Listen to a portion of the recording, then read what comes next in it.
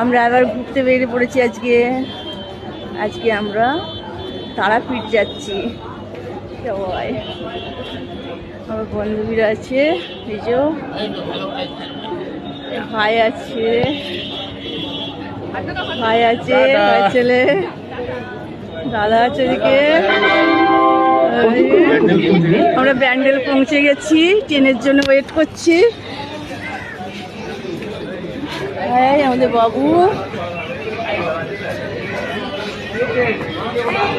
আমরা বনদেবতার জন্য ওয়েট করছি, ট্রেন এলেই আমরা যাব।